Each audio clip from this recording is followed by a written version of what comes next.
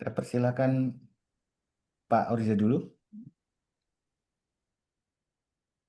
Saya dulu ya. Oke.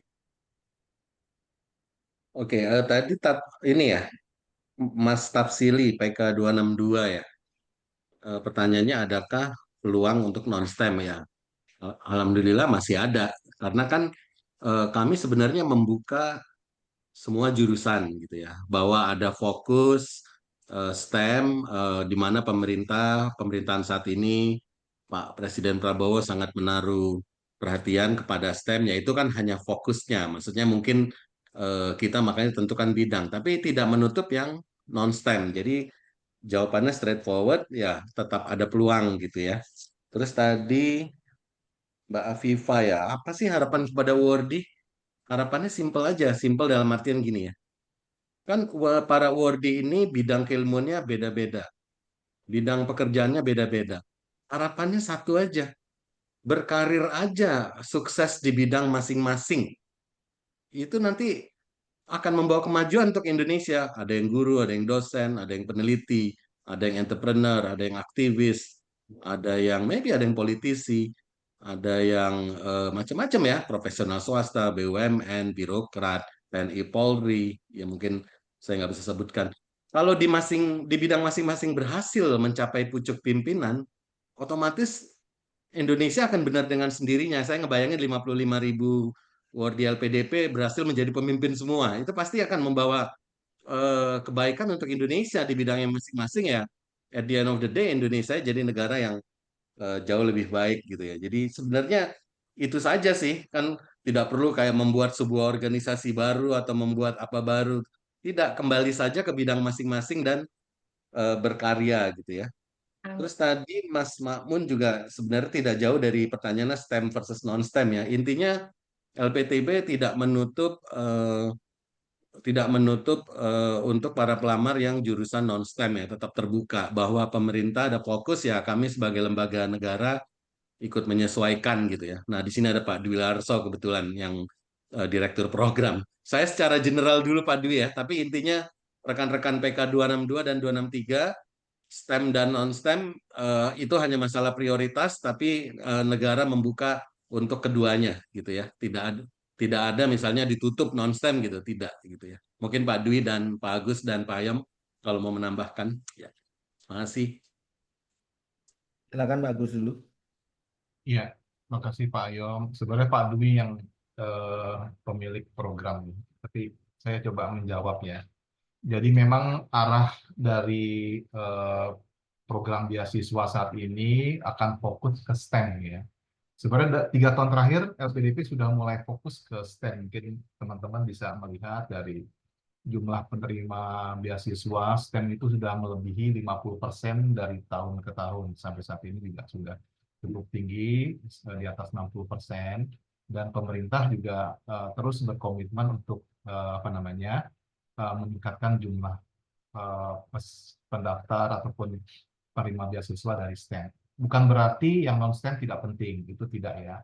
Eh, Saat ini nanti Pak Dwi akan cerita, kita masih merumuskan kebijakannya, formulasi bersama dengan Kemendikti Saintek.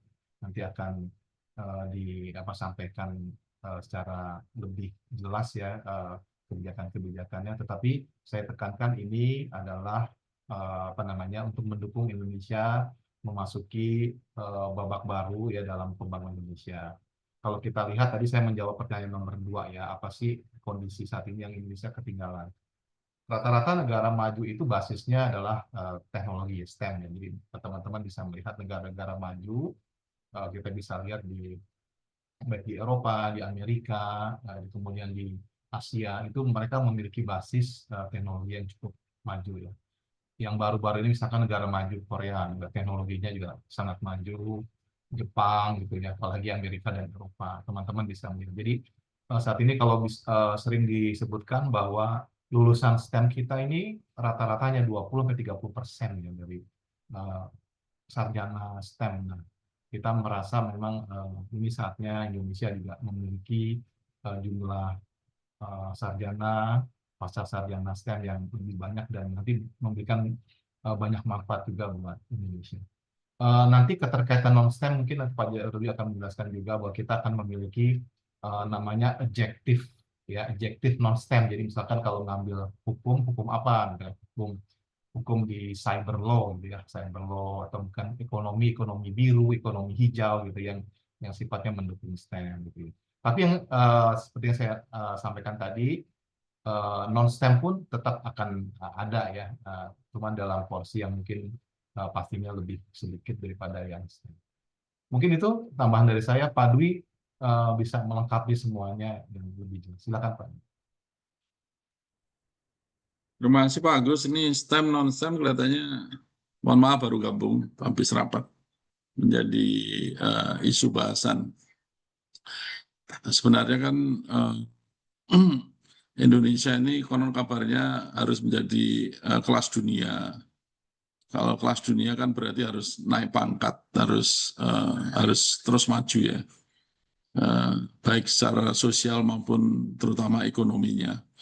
Nah, kalau ekonomi tentunya tidak jauh, negara sebesar Indonesia harus kuat di industri, terutama industri manufaktur yang jangka panjang begitu ya. Ini yang didorong oleh pemerintah saat ini, tentunya kita teruskan, walaupun seperti disampaikan Pak Agus dan teman-teman tadi, kita sudah menyadari sejak 3 tahun lalu sudah mulai kita geser, karena kita memahami jumlah lulusan non-STEM itu mayoritas dari angkatan kerja kita. Jadi kita harus menyeimbangkan sebenarnya.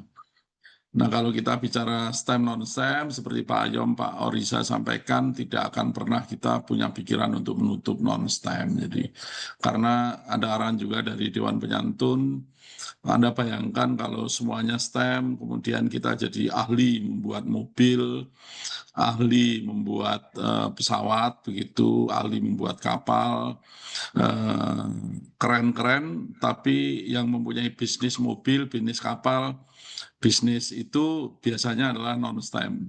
Jadi kalau kami kita mendidik hanya STEM aja, rasanya kita akan menjadikannya bahasa pasarannya menjadi tukang gitu ya.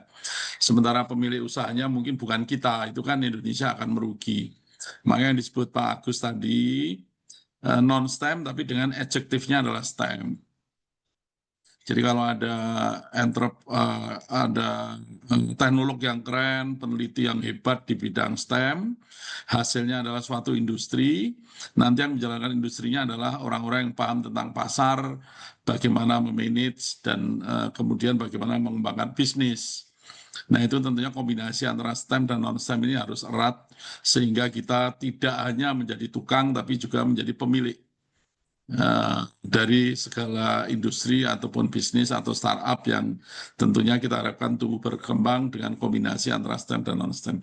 Itu sih kira-kira kalau angka tentunya ini debatable, masih harus kita diskusikan, karena kalau kita mendidik STEM dan non-STEM yang efektif, kita harus berpikir juga industri kita akan seperti apa. STEM yang mana yang akan kita dorong, STEM mana yang tentunya akan kita perbanyak jumlahnya, kemudian setelah lulus harus kemana, begitu, supaya terserap dan hasil serapan dari STEM ini tentunya memberikan nilai tambah baik secara sosial, ekonomi untuk kemajuan industri maupun kemajuan inovasi-inovasi terkait ketahanan nasional Indonesia. Saya pikir itu tambahannya, teman-teman. Saya kembalikan. Ya, mungkin saya sedikit menambahkan saja tadi yang terkait dengan pertanyaannya Tafsili ya. Nah, LPDP juga menargetkan untuk menciptakan 8 leader nih. Salah satunya juga leader di bidang sosial. Jadi jangan berkecil hati. Jadi bidang STEM sudah dikonfirmasi oleh Pak Dwi, Pak Agus, dan Pak Oriza. Jadi teman-teman tidak perlu khawatir. Sebagai contoh yang konkret, misalkan semiconductor gitu ya. Semiconductor kita kalau dihitung orang STEM kita juga banyak. Tapi kalau industrinya tidak ada, itu juga agak susah gitu. Sehingga kita juga melibatkan misalkan di riset semiconductor itu Universitas Prasetya Mulia itu menggarap riset marketnya begitu ya. Jadi pasti harus sejalan dengan yang non STEM. Itu saja tambahan dari saya. Terima kasih. Oke, baik. Bapak mohon izin, apakah akan dibuka sesi tanya jawab selanjutnya, Bapak? Oke, Bapak izin, ini ada 5 penanya. Apakah boleh langsung mereka berlima langsung bertanya, Bapak. Oke, baik. Selanjutnya yaitu Kak Monasdir, dipersilahkan. Baik, terima kasih kepada Ibu Yola atas kesempatannya.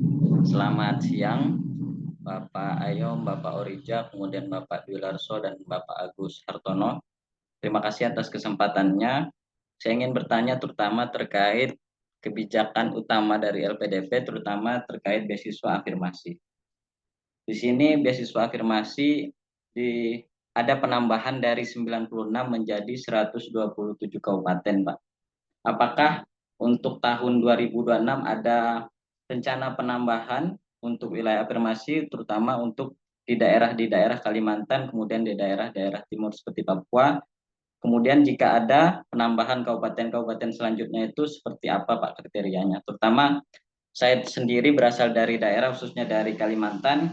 Mungkin besar harapan saya bisa ditambah di daerah Kalimantan, khususnya di Kalimantan Tengah, seperti di Kabupaten Lamandau yang berada di Kabupaten paling ujung, kemudian juga di Kalimantan Barat, di Kabupaten Kayong Utara, tepatnya di kelahiran saya, Pak. Terima kasih. Oke, baik. Terima kasih. Selanjutnya pertanyaan dari Kak Nur Anissa, dipersilahkan. Oke, baik. Terima kasih Kak Yolanda atas kesempatannya. Selamat siang Bapak Dewan Direksi LPDP. Nama saya Anissa, saya tujuan studi Master Professional Studies Global Development di Cornell University. Pertanyaan saya Bapak, bagaimana alumni LPDP dapat berkontribusi pada peran diplomasi Indonesia, khususnya pada pembangunan berkelanjutan tingkat internasional, misalnya swasembada pangan, kemudian juga swasembada energi. Hal ini berkaitan dengan di mana kita melihat Indonesia Emas 2045 tidak hanya berfokus pada penguatan pembangunan dalam negeri, namun dalam blueprint tersebut juga memfokuskan bagaimana Indonesia juga ke depannya dapat memberdayakan swasembada pangan dan pembangunan berkelanjutan di negara-negara berkembang. Terima kasih Bapak. Oke, terima kasih Kak Nur Anissa. Selanjutnya Kak Yulianto, dipersilahkan. Terima kasih atas kesempatannya. Assalamualaikum warahmatullahi wabarakatuh. Yang pertama saya ingin mengucapkan terima kasih yang sebesar-besarnya pada LPDP. Alhamdulillah kali ini saya kesempatan kedua mendapatkan beasiswa LPDP. Saya Yulianto Laelo, asal dari Banjarnegara, Maluku. Saat ini sejak lulus S2 mengabdi di Fakfak Papua Barat sebagai tenaga pendidik. Nah, ini menyambung tadi terkait dengan beasiswa afirmasi. Alhamdulillah memang kebijakan LPDP telah melonggarkan beberapa syarat administrasi. Namun kita lihat di penerimaan terakhir, terutama mungkin beasiswa untuk afirmasi diganti dan beasiswa putra-putri Papua itu penerimaannya sangat menurun sekali, Pak. Apalagi kan kalau kita di Indonesia Timur, minat pendidikan aja sudah sangat kecil. Kalau nanti penerimaannya sangat sedikit, kita juga agak sebagai awadi yang berjuang untuk memberikan ke teman-teman kita untuk bisa lanjut studi. Itu saja untuk bisa mendaftar LPDP itu sangat sulit. Kalau nanti penerimaannya ternyata nanti di penerimaan berikutnya ternyata masih sedikit, itu kita juga agak sulit untuk memberikan pemahaman kepada teman-teman bahwa LPDP ini sebenarnya akan jadi penjawab mimpi-mimpi anak, terutama untuk teman-teman yang Indonesia Timur ya. Memang seperti penerimaan sebelumnya kan sangat sedikit. Kami minta sebenarnya untuk bagaimana LPDP itu memberikan kesempatan yang sama juga kepada kami di Indonesia Timur untuk bisa dapat mengakses beasiswa LPDP. Mungkin demikian, Pak. Oke, baik. Terima kasih Kak Yulianto. Selanjutnya Kak Mandilau.